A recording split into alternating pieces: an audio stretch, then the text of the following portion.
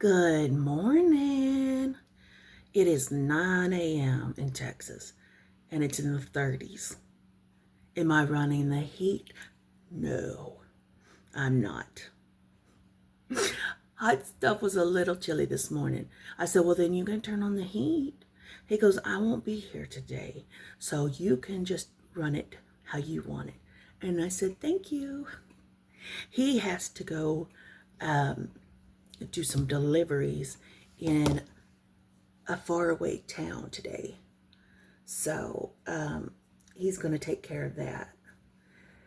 And then, because usually he comes home for lunch, but he has to do some stuff today for work. So, yes. Weekend went pretty good. We got through with all 3 parades. We're done for the season. So now I can just chill and get some stuff made that I need to get made. And get things wrapped up. I'm still working. I gave a cardigan to one of my part managers. And the other girl was like, oh, that's so cute. I said, you want one? And she was like, yeah. So she really liked this colorway. So I'm doing one in it for her. It's that Big Twist ombre. So, yes. And as promised, I remembered to bring my folder because I've been printing. When I would see patterns for quilts, I no longer have to try to write them out because I didn't have a printer. And so I was sketching them out and it caused mass confusion because I didn't remember what I was sketching. So I've been printing them. But I only printed a couple because I don't want to get too many, you know. I love having the idea of a design book. Does that make sense? Instead of a giant design board, I got a design book.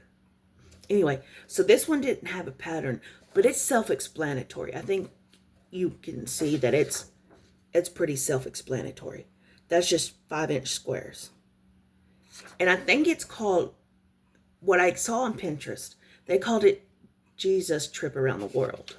Because it is like a trip around the world quilt with the cross in the middle.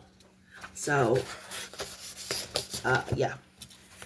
So this is the one that I was trying to tell y'all about a while ago. This is the Riley Blake design. I just printed this one in black and white when I printed it because I didn't need color on that one. But it's all boots. Isn't that cute? Now they do have a fabric line made just for this quilt. It's really tough to get a hold of. I had a hard time finding it, but I did find it. But it's pricey. It's pricey. But I know that's what to expect from Riley Blake. That's, you know what I'm saying? Riley Blake is a very high-priced company. They don't gear toward budget-conscious people like us. So, this one I printed out from the Pinterest, and it looks like a screenshot from somebody. I don't know. And I believe, I wanted to say this is the potato chips, but it's not. It's just scrap rails, and it's 2x2s. Do you see that? I've got them in page protector, so it's tough. You just do 2 together, and then turn it 2 together, and it makes this block. So, I did find a potato chip quilt, and oh, I don't have an actual picture for this one. The Sugar Skull pixel quilt that I'm working on. It's basically a skull done in 2.5-inch squares and 2.5-inch by 6.5-inch bars. I don't know where the tablet is. So I'm cutting that one out, but I've got to work on Hot Stuff's quilt. Like, I finally got the fabric for it and got it to start doing that. It's 81 blocks, and it's going to be a big quilt. But his big thing was, the other quilt I made him, he's like, it's just not big enough. And I said, that's fine. I'll make you a big one. But this is as big as I can get it, because I know my shoulders are going to hurt trying to deal with this one. So, I don't know. We'll see if it's big enough. I don't know. But anyway, that's the plan for this week. I am starting, I didn't know about it, and I just got on the page about it, or on the same page about it, is Primrose Cottage. Does a pattern, a once a month free pattern Friday or something like that. Anyway, this month is Christmas. I've already missed Thanksgiving and Halloween, which sucks because I have a beautiful piece of milk glass that I want to put a little small in, a holiday small. Anyway, so I got the Christmas one, and it is so stinking cute. So stinking cute. And they did theirs like on a light taupe linen. I don't stitch on that stuff. I stitch on 14 count. So this is the fabric I chose. I like my stuff to look antique. I prefer it to be antique looking. If I have to coffee or tea dye it, I will do that. I will do whatever I can to. I don't mind bright white for some things, but I am a antique, off-white, what was that stuff I just stitched on? Aged, whatever. This is kind of on a little dark, I know, but this is the colors I prefer. I'm not a big bright white kind of gal. Now, I have big honking chunks of bright white, and I'm probably going to dye those. And go from there. So, yes. What was I going to say? My thoughts are not working out really good. But that's every day, right? Right. Anyway, it's just like 4 to 5 colors. Very simple motif deal, and it's cute. So if you haven't, I'm not sponsored, y'all know this. If you haven't signed up for their newsletter, Primrose Cottage is really a cute deal. Let me make sure that's correct information. Let me put you on this computer side of the computer. This one, Primrose Cottage, is called, look for Cocoa and Cookies, designed by Lindsay Waite, but it's called Cocoa and Cookies. Now, the great thing about this is they do use Weeks Dye Works thread, which is not budget friendly for me. So they do have the DMC conversion next to it in a different color, which works out fine. I can put that key, I can do a key next to the chart in my XODO app, because I can alter that. I can't alter the actual chart, but I can change, what I'm saying. I can do different things with that. So I may start this today. I don't know. I really need to get this done and get it to her. There's no hurry, but I want to get a clean slate as we go into January. And I know it's only the 10th, but it just seems really going fast. Really going fast. And yeah, so, and I got, I found this because our stuff goes to CVS, and we're trying to get my hands to where they're not deep cuts in them or whatever from dried out. So we found some of this.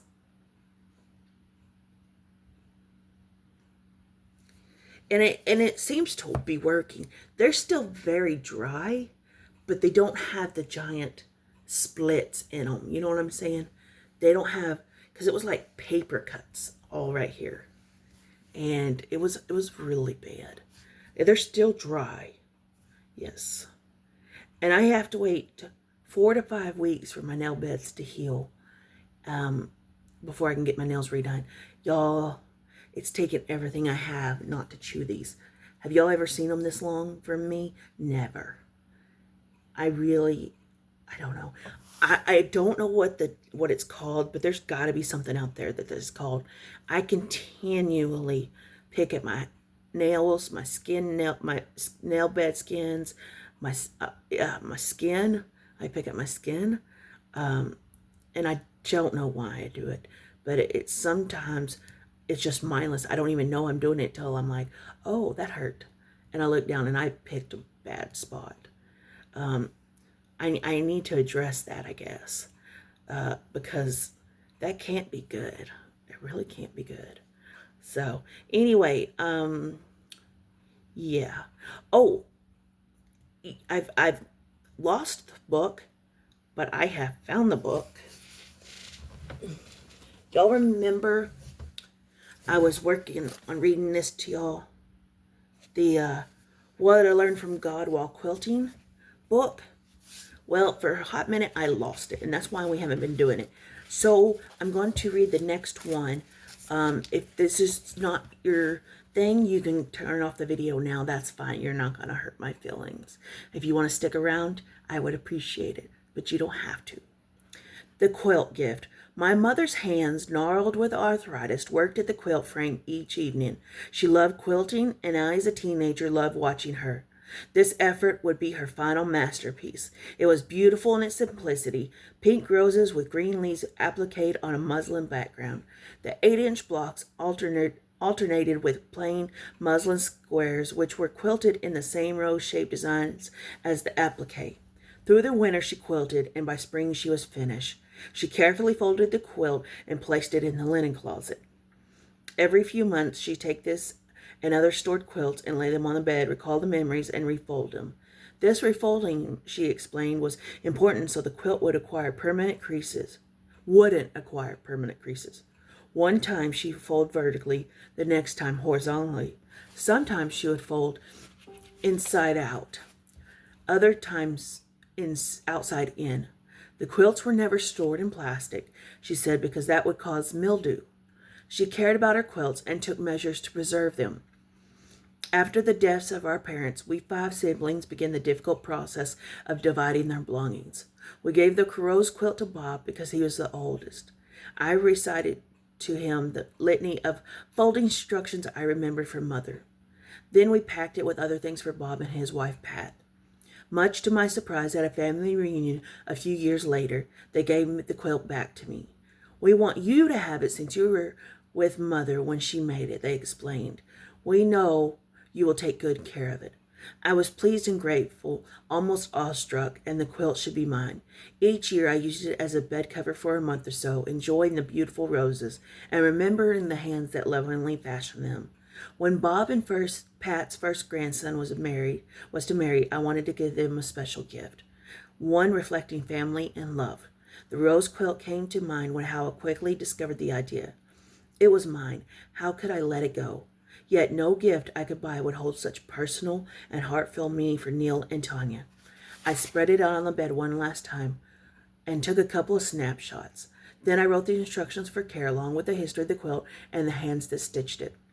Wrapping Mother's rose quilt, packing it in a box, taking it to the shipping outlet, all strained my emotions. What if they don't like it?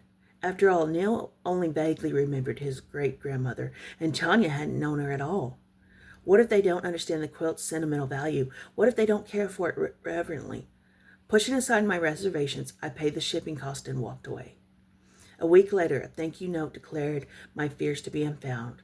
The young couple were thrilled with the quilt, affirming my decision to give it and assuring me they would follow Mother's instructions for care. Someday, they said, they passed the quilt to another generation. The quilting frame, I hadn't really owned the quilt. I was only a steward of it. The same is now true of Neil and Tanya. Likewise, followers of Jesus in the New Testament book of Acts held their possessions loosely, often giving them away to benefit someone else. The story of the benevolence is found in Acts 2:42 through 47. Clinging too tightly to something can rob us of the joy of giving, and can rob us of others of joy of receiving. Give generously to him, and do so without a grudging heart. Then because of this, the Lord your God will bless you in all your work and in everything you put your hand to. Deuteronomy 15:10. The binding stitch. Loose me, Lord, from the fear of giving. Adorn me with a generous heart, and anoint the work of a hands to bless the generation that will come after me. Scrap. Always store quilts carefully. Some quilt shops have acid-free paper, which can be used to wrap your quilts or to line the shelves on which you store them. Refold quilts every 3 months. And y'all, I got the chance to give. And I don't post about giving a lot. I don't talk about it a lot because that's not the point. But to see her face light up, that was the most coolest thing it was just so cool. It was absolutely cool. And that's why I do what I do. I love being in the background, just giving. And that makes my heart so happy. And I ask y'all to really embrace giving. You know, just give. Try it one time. You'll be addicted. I love you guys, and I hope you have a beautiful day. Take care.